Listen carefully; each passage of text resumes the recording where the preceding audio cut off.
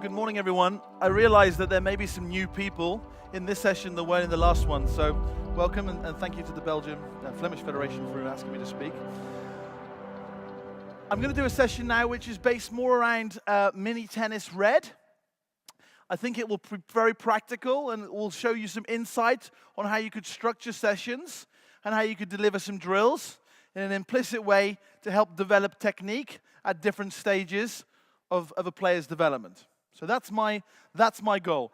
I ask a question to start. A parent comes to you and says, how are you going to develop the rallying skills of my little 6-year-old player? How do you do that? What's your vision? How do you answer that question? How will you develop the rallying skills? What will you develop to make my player be a good player?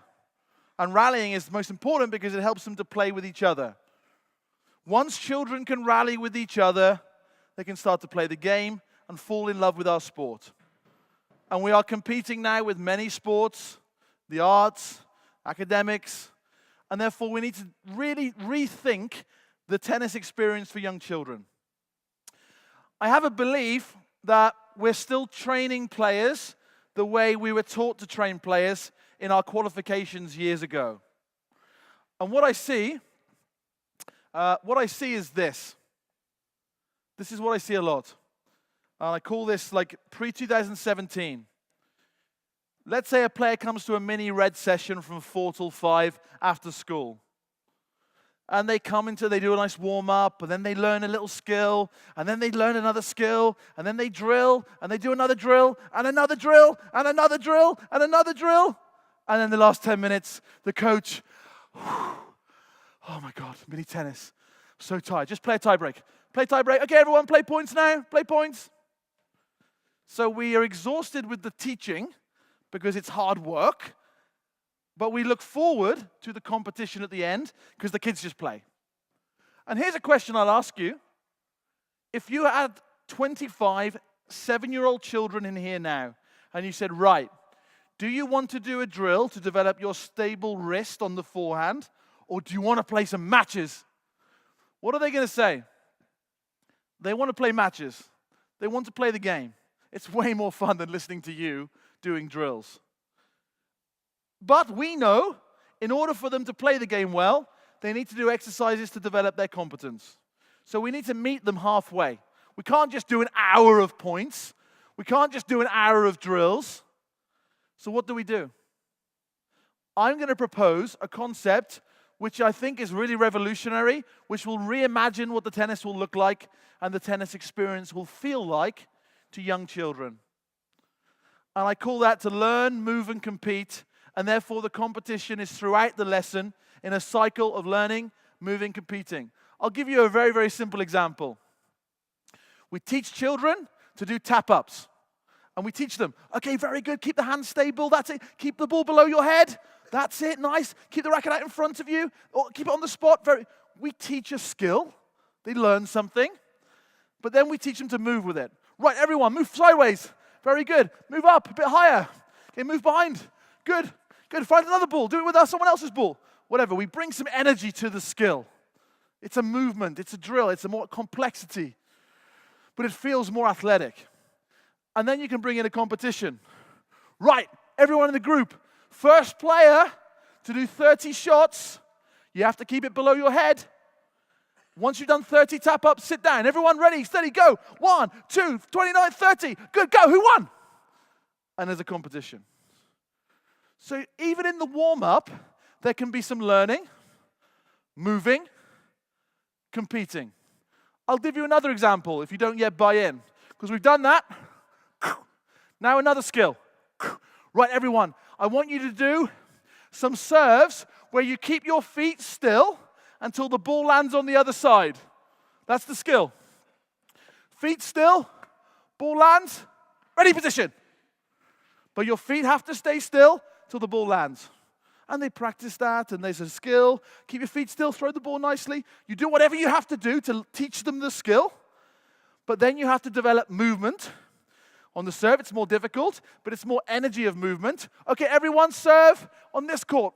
Wait, good. Now serve on this court.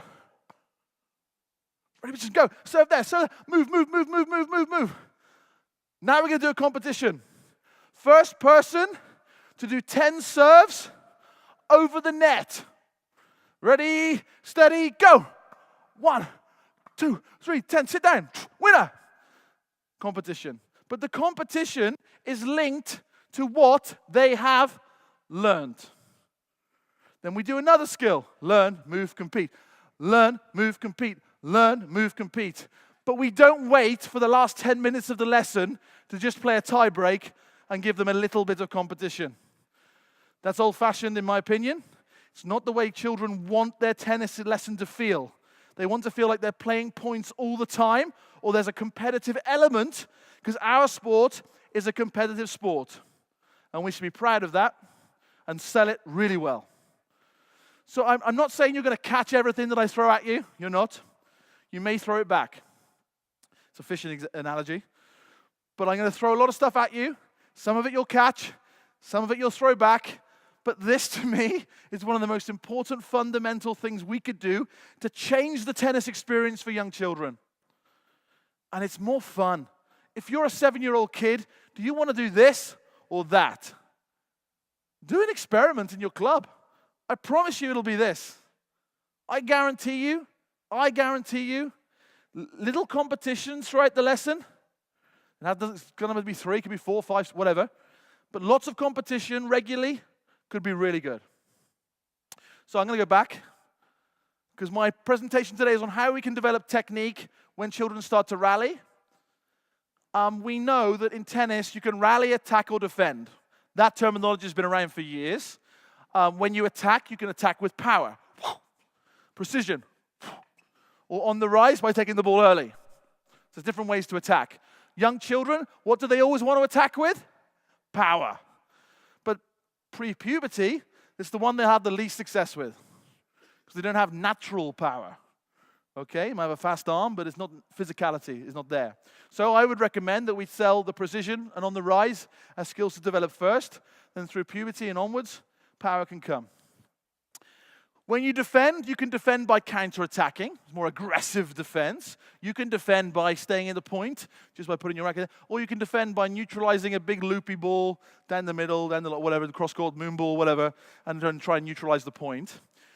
What I'm going to develop today with you is more the skills on kids to rally. And then once they can rally on a red court, what do you do? Because I believe what most people do is move them to orange. Oh, they can rally now. Move them to green. Oh, they can rally now. Move them to yellow ball. Oh, they can rally now. But I'm going to propose a different option to challenge their skill levels on the court they're on with different skills and different tasks. In British tennis, we say technique is efficiency and effectiveness. Efficiency, that should say body work. Sorry, typo, didn't change that. It's footwork and body work. And effectiveness is more the racket work. So racket work is actually in here. Okay, and I think path, angle, speed is in your terminology here in Belgium. Path of the racket, angle of the racket, speed of the racket. So we need to develop these skills with young players on the red court. And this is a really simple model. It's not rocket science. I don't apologize for being simple. I think when young children come into our sport, there's different things we can do to get them to rally. I think you have the white stage, blue stage. You have the whole rainbow in Belgium, I think. So in LTA, we just have red, orange, and green. But these are the things you can do at any stage of a player's development. Depends on their skill level. So the first stage, pre-floor tennis. I'm not going to do it now. Ruben is the master at this. The white tennis, the young children. When they can't even have a racket in their hand, you may have to do like kind of like handling skills or balloon tennis or crazy coordination, all that stuff. I'm not going to talk about it today. But it's important because the balloon can help them to rally. So I get that. Then you can do more around floor tennis. This is when the children, you feel they're good enough to have a racket in their hand, and then all of a sudden you can start to rally with the racket. And I'll borrow a partner who looks young, fit, and healthy. You look young, fit, and healthy. Come over here. Floor tennis, with movement, without movement, with variation, coordination. So we know with young children, you stand there, I want to look at them, you stand there. We can do it by stopping and sending. and we can teach along the way. I don't want to do that today. It's not my message of the presentation, but it's an important message to understand on skill development. Then we can do it without stopping. Don't stop the ball. Very good. But what's boring about this for children is that you spend too long on it. It's important to read the ball straight across the floor, but then you need to progress. So you need to add movement in. So what I want you to do, stop the ball, run round it, send it to me. Good. So stop it, run round it, send it to me. Very good. This time, you stop it, you jump over it, send it back to me. Stop it, jump over it, send it back to me. Oh, jump over, jump back. Jump on it, jump on it. You know the song? Okay. Jump over it, jump back. Good. Now you jump to the side. Okay? Very good. Very good. This time, I want you to stop the ball, sprint to the sideline, come back. So you stop the ball, you sprint to the sideline, come back, then you hit it back to me. Stop and sprint. Good. Come on, run. Very good. Then come back. And brilliant. And there's lots of things you can do in order to challenge the movement and coordination. But essentially, sending the ball with the racket along the floor, I think, still an important stage in a player's development to develop basic rallying skills. Okay?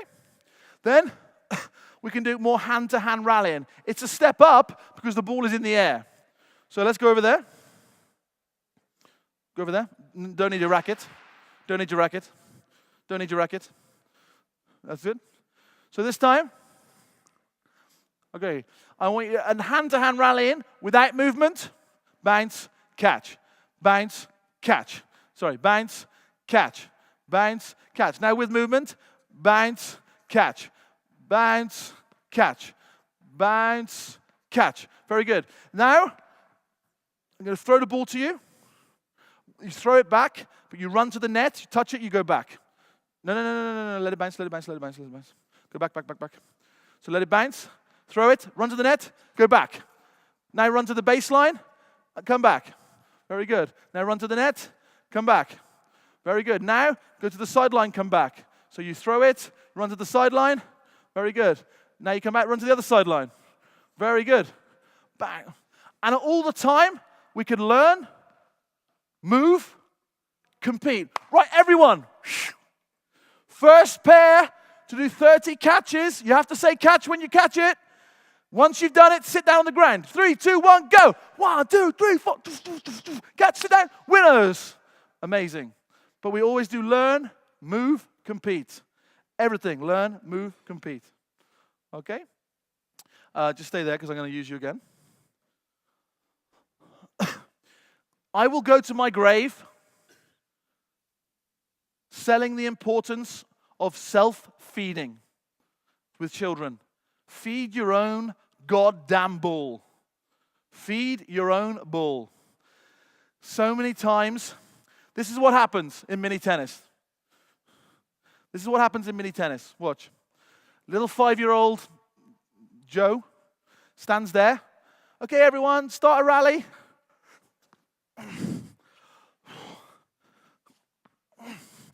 Oh my God, mini tennis. It's so difficult. It's so challenging. The kids are not coordinated enough. The kids aren't good enough. I need more talented kids in my program. Oh my.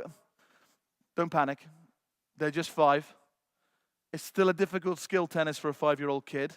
We have to help them learn how to feed their own rallies. Because what happens is the coach sees that and goes, stop, stop, stop, stop, stop. Okay. Everyone in a queue. 5 children. Hit one ball, back of the queue. Next player in, hit one ball, back of the queue. Oh my God, it's so old-fashioned. It has to stop that. It has to stop. We have to be more creative in our ways of getting children to learn the skills quickly to rally their own shot, not us.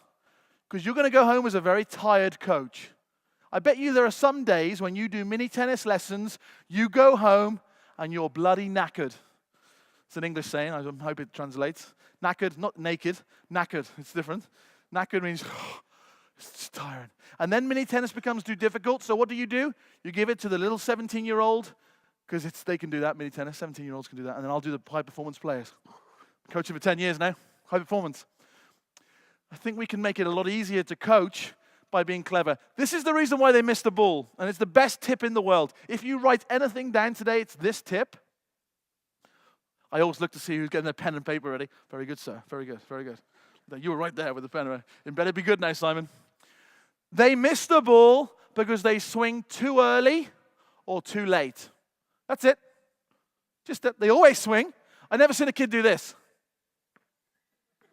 They always swing. So why do they miss? Because they swing too early or too late. So, that's very interesting, Simon, but how is this useful? This is why it's useful.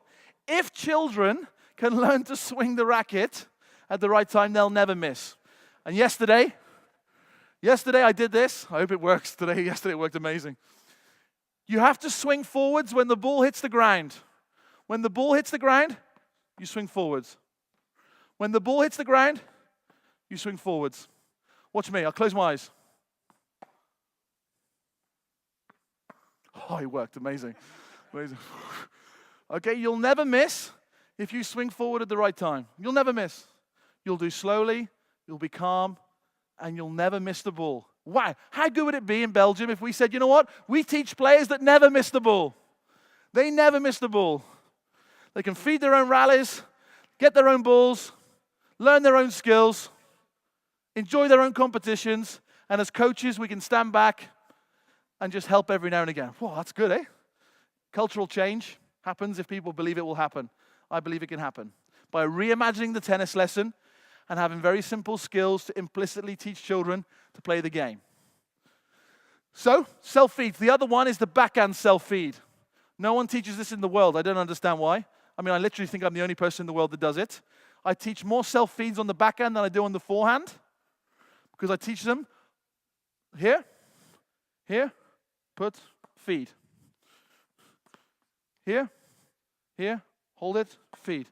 So they learn to feed forehands and backhands. Because otherwise children will just learn to feed forehand. Ball comes on the backhand. It looks terrible, and then you have to do lessons with the backhand because their backhand's rubbish. From day one, they feed. It's very different. Most coaches don't do that, but guess what? My players have good backhands. Do yours? Good. He says yes. That's good. But normally the forehand is much stronger than the backhand. So we have to try and stem the decline on that. Next. Hand to racket, racket to hand. So once children done hand-to-hand rallying and they can catch the ball and they can see the ball in the air and they can move and it's fun, it's variation, competition, we have to move on to put a racket in the hand. So you're going to be a thrower. I'm going to have a racket. And what we're going to do is more coordination. Throw the ball. And all I'm going to do is catch the ball, hit. And I throw the ball, catch the ball, it's hand to racket. Okay. And and we can bring in all the skills. I run to the sideline, touch, come back, put it here, bang, there. Whatever it is. It can be crazy, it can be radical, it can be acrobatic, it can be skillful, whatever. But I like the idea of handling the ball and then feeding the ball. Handling the ball, feeding the ball with a backhand. But they learn to receive the ball. In the LTA, we have a technical cycle that says perception, reception, projection. Maybe it's the same in Belgium, I don't know. Perception is seeing. I need to see the ball, height, speed, spin, depth, direction, see. Then I need to receive the ball. I need to move my body, I need to move my racket. So I receive footwork, racket work, body work. Receive with the racket, receive with the body, receive with the feet. So I perceive, I receive, and then I project. And when I project, I project the ball in the way I want to project it, using my racket work, body work, and footwork. So even with a younger age, I like to get kids to read the ball. So get your racket. So you're gonna see the ball and say what you see. Is it high or low? Okay. Can we do it today? Very good. Okay, very good. Now I want you to tell me if it's forehand or backhand. You read the direction. Go. Very good. Now? Very good. Now I want you to tell me, is the ball short or deep? Very good. This one? Very good. Now I want you to tell me if the ball is slow or fast. Very good. Very good. And one of the things I really like with young players is teaching them the logic of what is the major principle in terms of the preparation when the ball is slow or fast. Really simple. Maybe not mini tennis red, maybe like 9, 10 and above. If the ball is fast, the hand and racket is close to the impact point. If the ball is slow, the hand and racket is quite a long way away from the impact point. So let me say it again. If the ball is fast, the hand and racket are close to the impact point. They're not far away from it. And you use their speed. But if the ball is very slow, your hand and racket is further away from the impact point in order to generate amplitude and distance to actually hit the ball faster. So I'll show you. Go. See that? Hand and racket close to the impact point. Don't do that. Be a beginner and do a big loop. You ready? Go. He'll never do it. But if he drops his hand and racket close to the impact point, he will. You make that, buddy. Don't you let me down. Okay, but I know you can do it bad. Now the problem is now they're all bad. So make it good. Good. Can you hit the ball over the net? Very good, thank you. If the ball is slow, hand and racket further away. That's good. So you have the feeling. One of the drills I like to do with kids, maybe the word won't translate in English, so I apologize if it doesn't, is to wait and hit. This is what I mean. You wait, hit. Wait, wait, wait, wait, hit. So you say it. Wait. Wait. Wait. Can you hit it in the court, please? Wait. Wait. In the court.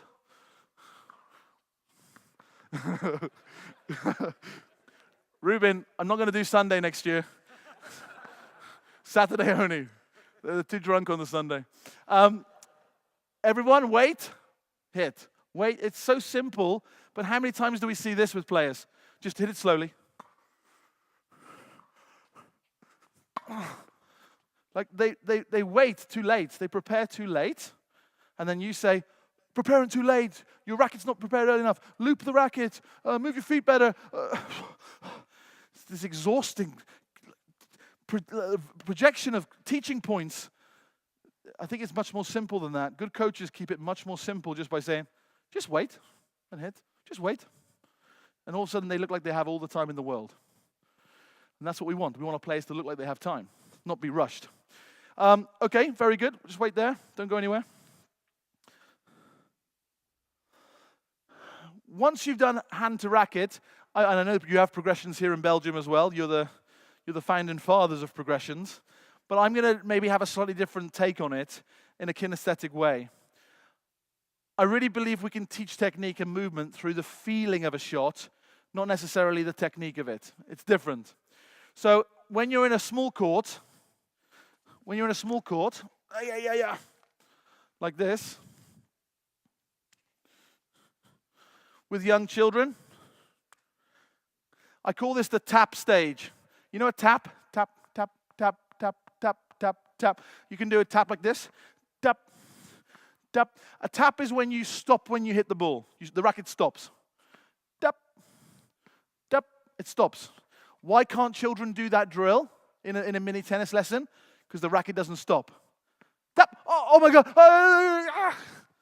So they keep going rather than stopping. Stop, tap, tap, tap, tap. So then we can change this skill into a rally. So we're going to tap the ball. Ready? Tap. Tap. Oh, this ball's dead, huh? Give me another one. Thanks. I'll get it. Okay. Tap. Oh, yeah. Tap. Now, a lot of coaches don't like their players to start here because they say this happens. Oh, it doesn't work. The drill doesn't work. It does work. They just have the wrong technique for that court size.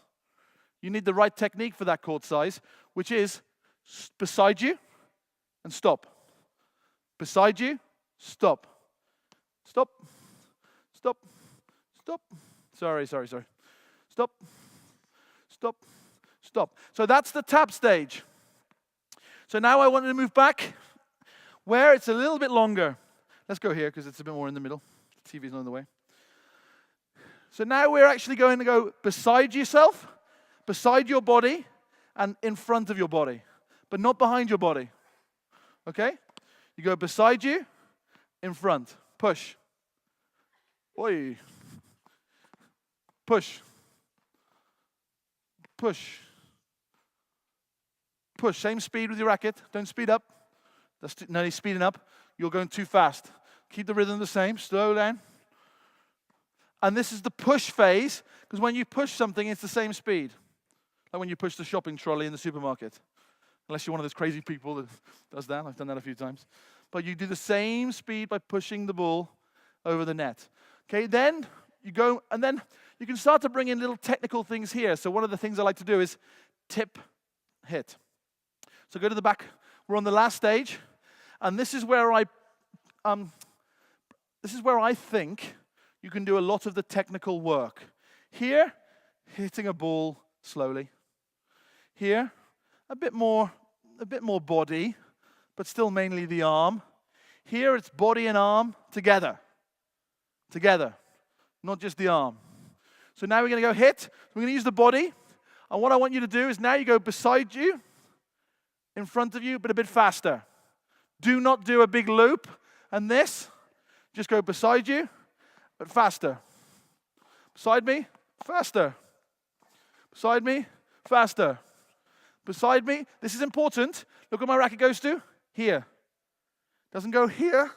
Doesn't go there. Doesn't do this. Just beside me, faster. Here. Beside me, slow. Here. Stop. Stop. Stop. Stop. So we develop the skills on the right size court. But here we do more of a hit, because it's more of a hit the ball. So now what I want you to do is, you're going to say, tip, hit. Tip, hit. Tip, hit. Go. The ball didn't bounce. You feed one.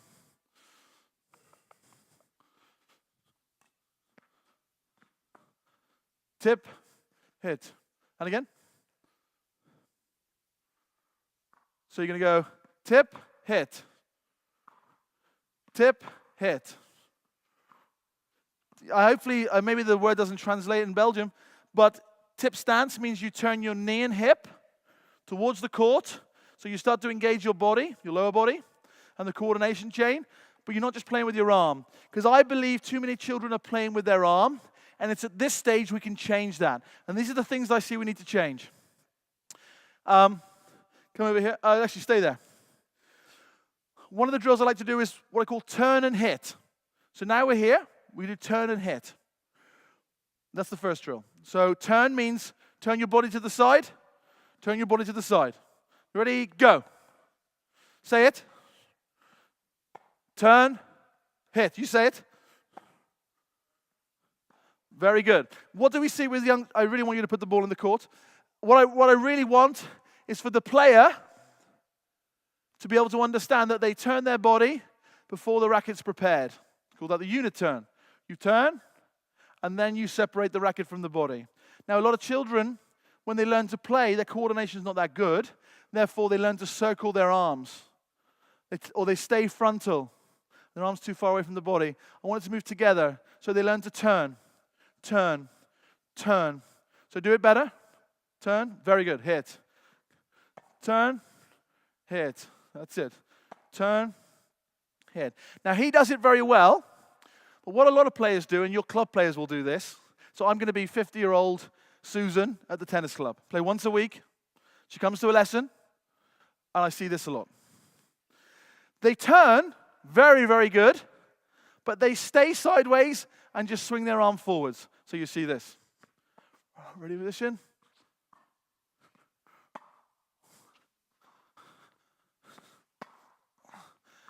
Put your hand up if you know a player that plays like that. This is good. It's a problem in England as well. And and then you tell them, You tell them, hit the ball in front. Prepare earlier. Prepare earlier. Prepare earlier. Hit the ball in front. She's rubbish. She just doesn't get it. It's actually you that doesn't get it. Because watch. If I'm here and I stay sideways on with my shoulders as I swing my rackets forward, do you think that's comfortable for me to hit the ball in front? It's not comfortable. Is that more comfortable? It's way more comfortable. And look, if I turn frontal now, guess what happens? Is that in front of me? It's in front of me. It's in front of me. It's in front of me. It's in front of me. It's in front of me. It's in front of me. It's in front of me. It's in front. It's all in front of me. But to do that and hit the ball in front, it's like contortion. It's painful. It's not right. So we have to find a way for them to turn back towards the net because they're staying sideways on for too long. So watch me. This is your club player swinging with their arm. So we have to say turn, turn, hit. Not turn, hit, turn. Let me show you the difference. And young kids understand how to turn. From a very young age, they know the word turn around, spin around, whatever. They know that. It's a word that they know. So the difference is so subtle, and it's the difference between using your body and not in the right way. Turn, turn, hit. Yes. Turn, hit, turn. No. I'll show you both. Turn, hit, turn. Rally with me, rally with me. Be very good at playing the ball to my forehand. This is wrong. Because I'm turning after I hit the ball. So if I can learn to turn before I hit the ball, I'll be a much better player. This is what you should see. Turn, turn, hit. Turn, turn, hit.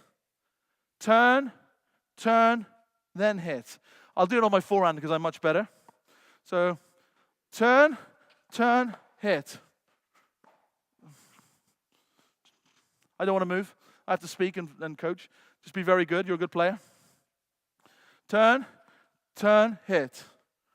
Turn, turn, hit. Turn, turn, hit. And all of a sudden, thank you, that's much better.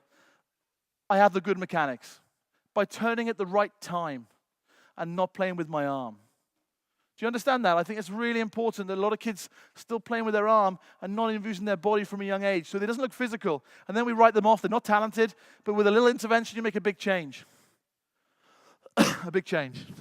So, I'm going to need another person to use. I need another person. Who wants to come and hit some balls? He looks physical. There in the back. Technofiber. Come over here. You look like a good player. You need a racket. I'm going to borrow a couple of players to give me a break. Anyone got a racket we can use? No racket? Oh, you use my racket. It's fine. That's great. So now we're in the stage where we can really develop technique on the red court. And I want to show you some exercises that I think will help. Put your hand up here if you teach the split step at some stage in your life. At some stage, yeah? Yeah. Okay. Put your hand up if you've taught the technique of the split step to mini tennis players, mini red. Oh, everyone must have done split step with some person on the mini red court at some stage. Everyone does. Not anymore. Okay, you're ahead of the curve. Well done. But you're one in a million. It's not. Most people teach a split step. What I see is very explicit, boring instruction. Wide stance, knees bent, shoulders back, racket in front, land, de-weight, change direction. Ooh, selective split step. It's like ballroom dancing. It's amazing. The kids are confused. They don't understand why they even need to do it. So I'm going to show you the best way in the world of teaching the split step. If you have a better way, you can show me, but I haven't seen a better way than this. And it's by teaching technique through competition. That's a nice phrase. Write it down. Teach technique through competition. Watch this. Right, guys. These are my 7-year-old boys in my mini tennis lesson. Right, we're going to see who moves the best. This is the game. 1 minute. You're going to rally. No mistakes. Keep the ball in the play. And here's the technical challenge. Here's the challenge I'm going to give you. Every time your partner hits the ball, you have to be in the air. You got that? That's it. Every time he hits the ball, in the air. In the air. 3, 2, 1, go. Very good. In the air, come on, in the air. Very good, in the air. Good, in the air. Very good. Always in the air when the partner hits the ball. Very good, and stop there. Is that more fun than going split step and keep your knees bent and then make sure your shoulders are back? And like it's more instruction, like learning to drive and put your indicators on and then check your mirrors, do this. People don't learn that way. Children don't learn the way you're taught to drive. People learn much more implicitly through experience, but you have to make the experience teach the skill. What a great way of teaching them just the basics about. I know there are different split steps, but he's 7 years of age. Just to make him look a bit more athletic in the ready position. What a great way of doing it. And kids will love it because it's a game. It's a game. Oh, that's what I do. Got to be in the air. Now I want to teach the players to move with a mindset. So here we go. I'm going to borrow you. He's run away, huh? He's run away. Okay, it's okay. You can stay there. Come over here. Now more specific technical drills around rallying are on the technique. So there we go. Just put your racket down. Face me. Okay. In England, we use these words. If you can beat the bounce, you can beat the opponent. If you can beat the bounce, you can beat the opponent. So just move back a little bit. Okay, I'm going to throw the ball to you. You get there? Buzz. Let it bounce because it's tennis. Buzz. So he's 1 on 10. 1 out of 10. You want to be 1 on 10 or 10 out of 10? Good man. Okay, he doesn't beat the bounce. He gets there at the same time. And we know loads of kids. Kids tend to move in 3 different ways. Here's a good test for you when you watch your players. These are the 3 ways kids move. And I promise you this is going to be life-changing because you'll go, oh my God, I got players that do that. First player, the worst player. The ball is wide. They're slow. Realize they're nowhere near it and then have to run really fast. They're slow and then fast. And it's annoying because they're nowhere near the ball. They're always running. They're always chasing the balls. I don't like players chasing balls. The best players, stop, hit. Stop, recover. Stop, hit. Stop. That's what tennis should look like. And every now and again you run. But if you're running all the time, you're not a good player. So the worst players are the ones that, the balls that go over there. See the ball?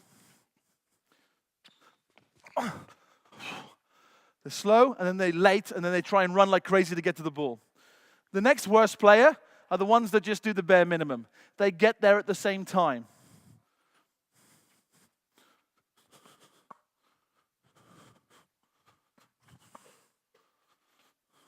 It's kind of like medium, not slow, not fast, but just okay. The best players in the world are the ones that are fast, slow. They beat the bounce. They stop. So,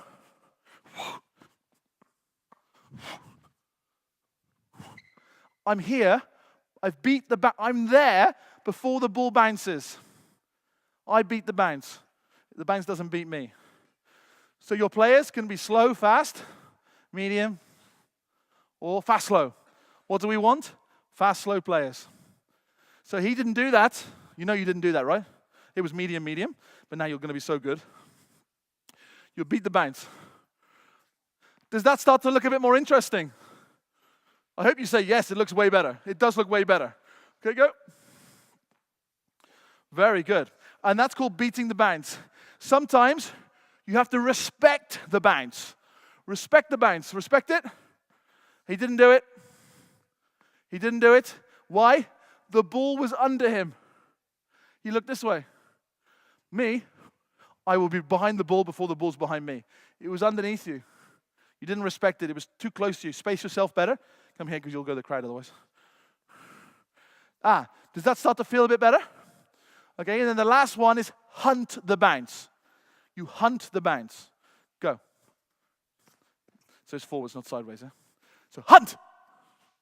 Very good.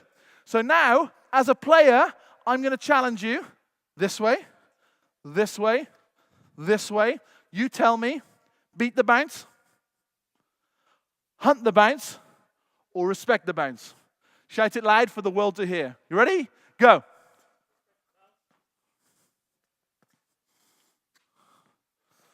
No, beat. It was sideways. You were drunk. Okay, so be better. Don't be so drunk. Beat the bounce. But did he beat the bounce? No. He got there at the same time. So he'll be a good county player. Maybe you'll play low-level nationals.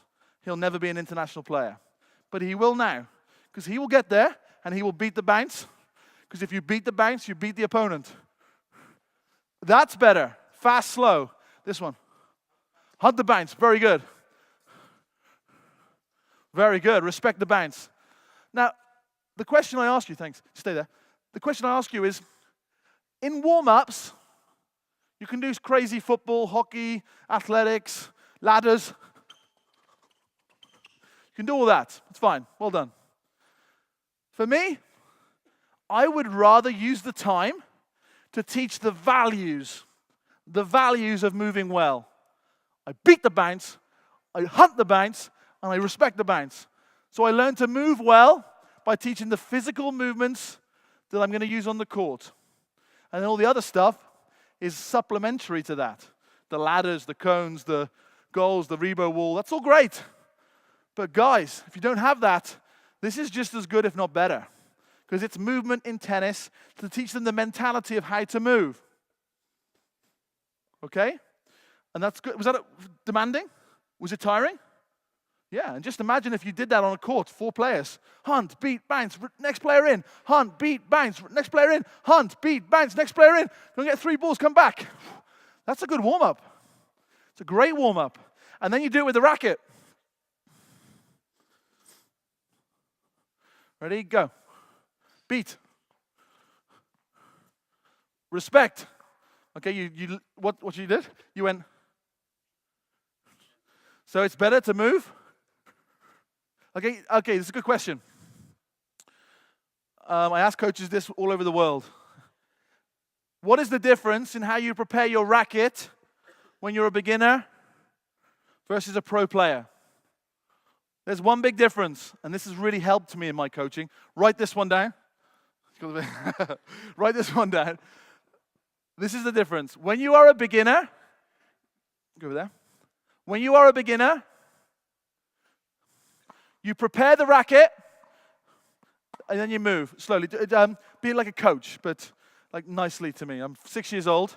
I prepare my racket, then I move when I'm a beginner. It's much better to do that. Prepare, move, hit. Prepare, move, hit. Prepare, move, hit. Bit wider. Prepare, move, hit. Move, hit. Because when you're a good player, an advanced player, you don't do that. You move, prepare, hit. So go. I'm a better player. Move, prepare, hit. Stop. I need time to recover. I'm old. Watch again. I move, prepare, hit. But if young players do that, 5, 6, 7, 8 years of age, if young players do that, this will happen.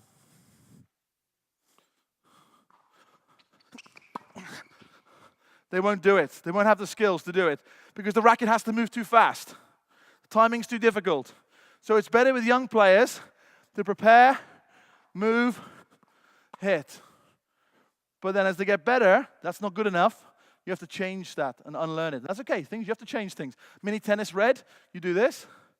As they get better, you do that. You change things. You make it evolve, the technique. Now we're going to pretend that they're pretty good. They're pretty good. Come over here. I'm going to help him to learn preparation. I don't know how long I've got left. I've got no idea. Cedric, I'm not going to ask you again. 5 minutes? Okay. What I want you to do is we're going to learn the unit turn. The unit turn is where you turn your racket head up, okay, before you then prepare. So turn, come by my ball, yeah. Hold the racket, turn. Okay, but hold it like this, like a normal player does. That's it. Wherever I go, you go with me. When I drop the ball, you hit it over. Go. Very good. And again. And again. So unit turn, good. Good. Very good. Now, I feed the ball to you. You're going to catch the ball. So I throw the ball, you catch it, bounce it, hit it over. Okay, go. Catch it. Very good. Try not to half volley because it looks like a half volley. Tennis ball's okay. Very good. So that's what I call unit turn catch. So the player learns to use their non-dominant arm. So it's about using their body to help turn and finding different cool ways that help player understand to use their left arm to help turn the racket for better technique. Because they can do this. They can turn. But now you want to go, it's okay, it looks pretty good for 6, 7 years of age, but it's not right for orange. You won't be good on orange. So how do we prepare the technique for orange in an implicit way? Next thing I want you to do, and I love this drill. You put the racket in the other hand like this. Sorry, like this. When the ball bounces, you swap, and then you hit the ball. Okay? Ball bounces, swap, hit the ball. Very good. Ball bounces, swap, hit the ball. Turn it to the side, other side, other side. That's better. There we go. Very good. One more time. Turn, catch, hit. So now we learn to use the left arm all the way across the body, change, and then hit. Next thing I want you to do is start to the side with both hands. Other side. Hit. Start again. Turn. Prepare. Hit. Turn. Prepare. Hit. Turn. Prepare. Hit. Very, very good. Very, very good. So there's lots of things you can do to help teach that unit turn type skill in order to develop quite nice preparation. Just preparation. The other thing you can do is the double take back, which helps people hit the ball early. So go over there. No. You're coach. Just hand feed. Oh, no. Sorry. No, it's fine. Do that. Hey, watch me. So we're going to go 1, in the court. 1, 2. 1, 2. 1. Okay. Just a little bit shorter. 1, 2. And then you say, you tell me, is it 1 or 2?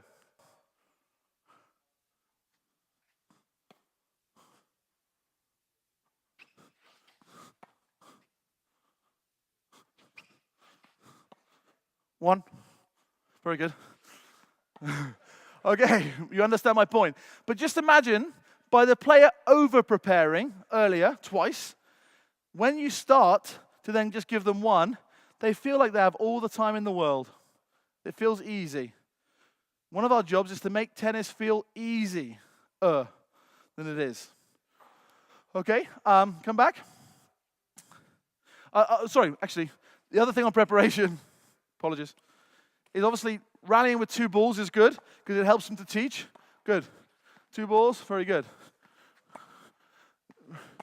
Anything like that's good?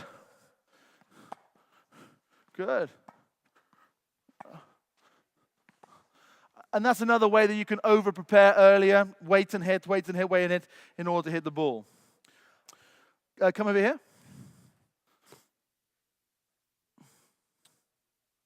So now these are technical development drills. You can do it 10 and under in a game of learning, moving, and competing. So stand there, hold the racket like this. It's going to be like a steering wheel in a car. And what I want you to do is turn and hit the ball. Switch it, turn, hit the ball. Switch it, turn, hit the ball. Understand? Doesn't have to go over the net. Just have to hit it. So here we go. Very good. Other way. Good. Turn. Hit. Very good. Turn. Now, why am I doing this? Because I want his tummy button, belly button, what do you call it? You have it, yeah? I want it to face the net before impact. So I want it to go. So the coordination of when you turn is really important. We don't want the arm, then the body. We want the body, then the arm. Okay, that's the right chain. And this is a great way of teaching him to turn, turn, turn, turn. Okay, so watch one more time. Turn, turn, change. Turn, turn, change. Turn, turn. Very good. And all of a sudden, you can start to then really develop the timing. And if we do a little loop, go over my racket, under my racket, over it, under, over, under. So we say low to high. Racket is low, racket is high. Okay, and that's a nice way of actually getting them to feel that they have a little bit of shape on the ball. And then we can rally. So we learn, move, and we compete. So we say, grind, sky. Go. Touch the grind, sky. Touch the grind, sky. Touch the grind, sky. Good. Touch the grind, sky. Now don't touch the ground, but just almost touch the ground. Almost touch the ground, but don't touch the ground. Very good. Don't half volley it. Don't half volley it. Stay back, stay back, stay back. Because what you're doing is half volley. Don't half volley. Let it bounce. Come up. Hit. Grind, sky. Grind, sky. Very good. Grind, sky. Very good. Okay, I've given you lots of drills around how you can teach perception, reception skills to move, and then how to send the ball through good technique on a small court, a midi court, and a bigger court. When you get to the bigger court, you can teach more skills. The swing is longer. The body has to move more. The feet have to move more. And I give you lots of ideas when you do that. So I finish off by saying, how do you develop the rallying skills when they're already pretty good? This is how you do it. This is really good. You have to teach their threshold, which is how to out-rally their opponent. 50 balls in cross court, 50 balls down the middle, 50 balls there, 50 balls, come on, 100 balls, 100 balls, boom, boom, boom, boom. Improve their rally threshold. Then you have to develop the accuracy of their rally. Hit cross court, hit past the service line, hit out of the middle, hit near the sidelines. Be better at rallying to spaces. Now, we have to do their rally tempo. At the moment, you hit 30 shots in a minute. The best players in your age group, 40 shots in a minute. Oh, okay, I have to hit the ball earlier, faster, through the ball more. Tempo, tempo. I'm not attacking, I'm still rallying, but I'm out-rallying your tempo. And then the last thing is, can you maintain your rally when you're changing rhythm? Can you maintain your rally when someone is changing their rhythm against you? Slice, high, drive, flat. So all of a sudden, I now have a framework about developing the rallying skills with young players. And do you know what that is?